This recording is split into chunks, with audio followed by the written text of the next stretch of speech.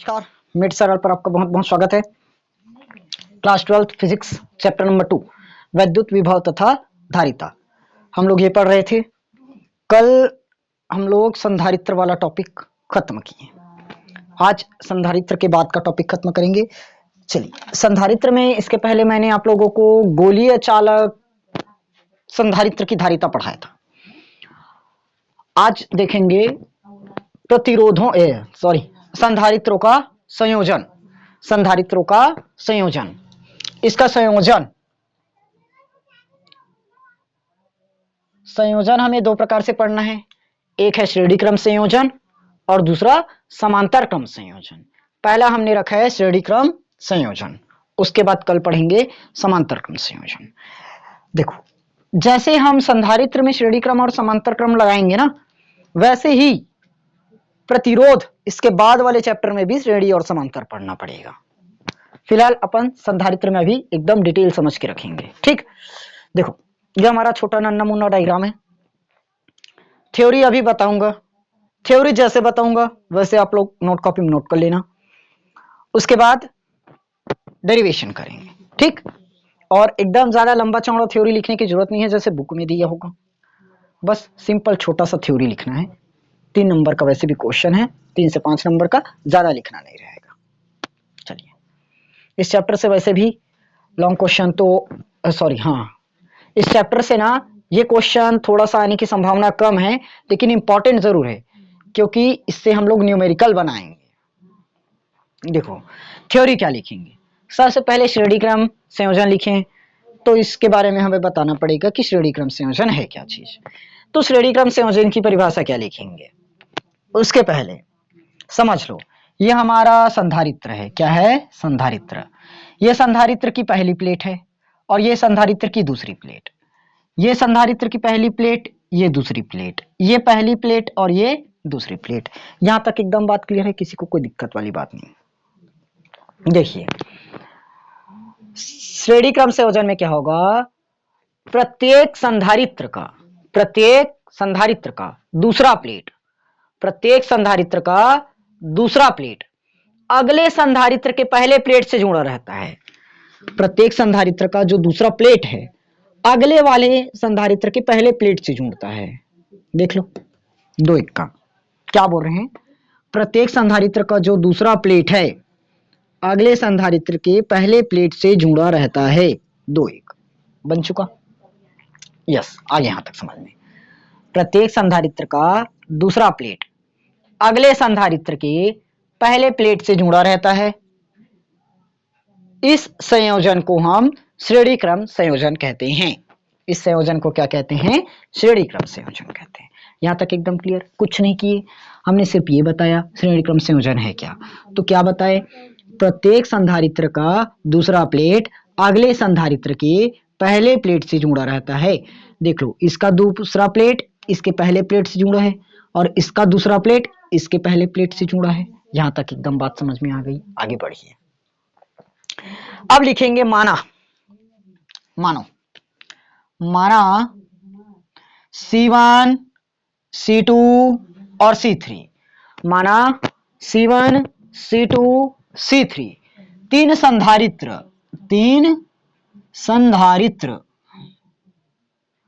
कहां जुड़े हैं? श्रेणी क्रम में। अभी बताऊंगा ना थ्योरी, कंफ्यूज मत होना। माना C1, C2 तथा C3 तीन संधारित्र श्रेणी क्रम में जोड़े गए हैं। ओके,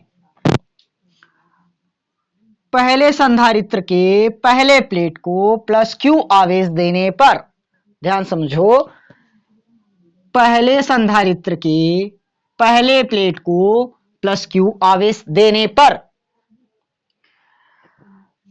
पहले संधारित्र के पहले प्लेट पर धन आवेश तथा दूसरे प्लेट पर ऋण आवेश प्रेरित हो जाता है।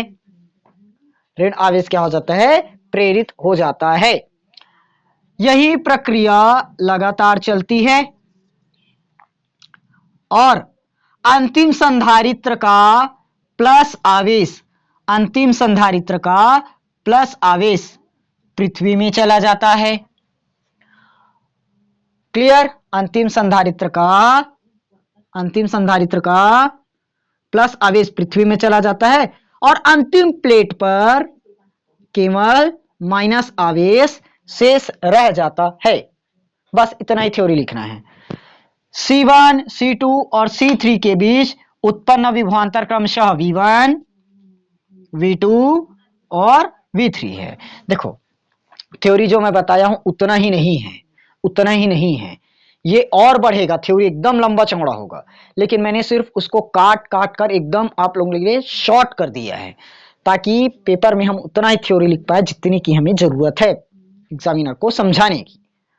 ठीक, एकदम ज्यादा लंबा चौड़ा थ्योरी लिखने की कोई जरूरत नहीं है।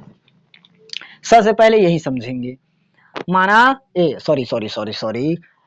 श्रेणी क्रम संयोजन, प्रत्येक संधारित्र का दूसरा प्लेट अगले संधारित्र के पहले प्लेट से जुड़ा रहता है, इसे श्रेणी क्रम संयोजन कहते हैं। उसके बाद लिखेंगे माना C1, C2, C3 तीन संधारित्र जो कि श्रेणी क्रम में जोड़े गए हैं। थ्योरी बोल रहा हूं, थ्योरी नोट करोगे। ठीक, पहले सुन लो पूरा, उसके बाद पीछे एक बार वीडियो को करना और देख लेना। माना C1, C2, C3 तीन संधारित्र है जो श्रेणी क्रम में जोड़े गए हैं। क्या समझे थे? C1, C2, C3 तीन संधारित्र जो कि श्रेणी क्रम में जोड़े गए हैं। ओके, यहां पर एक चीज और जोड़ लेना, C1 के पहले प्लेट को प्लस Q आवेश दिया जाता है तथा अंतिम संधारित्र के अंतिम प्लेट को पृथ्वी से जोड़ दिया जाता है। बस यही लाइन मैं बताना भूल गया था। C1 के पहले प्लेट को प्लस Q आवेश दिया जाता है तथा अंतिम संधारित्र के अंतिम सिरे यानी अंतिम प्लेट को पृथ्वी से जोड़ दिया जाता है। ठीक, जैसे ही पहले संधारित्र के पहले प्लेट को प्लस Q आवेश दिया जाता है, प्रेरण की क्रिया के कारण सभी संधारित्र की पहले प्लेट पर प्लस Q आवेश तथा दूसरे प्लेट पर माइनस Q आवेश प्रेरित हो जाता है तथा अंतिम संधारित्र का प्लस आवेश पृथ्वी में चला जाता है और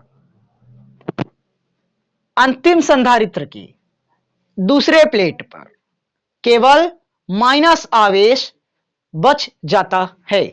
बस ठीक, जैसे थ्योरी मैंने बोला आप लोग थ्योरी वैसे सेम टू सेम नोट कर लेना। ओके, ज्यादा लंबा चौड़ा लिखने की कोशिश मत करना, पूरा वैसे भी लिखोगे तब भी नंबर उतना ही मिलेगा, नहीं लिखोगे नंबर उतना ही मिलेगा। नोट कॉपी में मैंने वैसे पूरा का पूरा आप लोगों के समझने के लिए नोट कर दिया है जो आप लोगों को टेलीग्राम पर मिल जाएगा। चलिए अब देखिए लास्ट में हमने क्या बताया, तथा C1, C2, C3 में उत्पन्न विभवांतर क्रमशः V1, V2 और V3 है। यहां तक क्लियर? ओके क्लियर सर, आगे बढ़िए। अब मेरे भाई थोड़ा सा ध्यान से समझो। देखो तीनों संधारित्र के बीच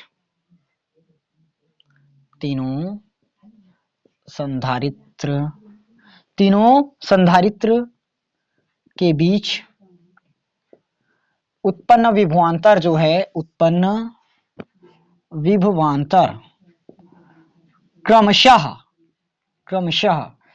क्या क्या मानी हूं, V1, V2 एंड V3 है। V1, V2, V3 है।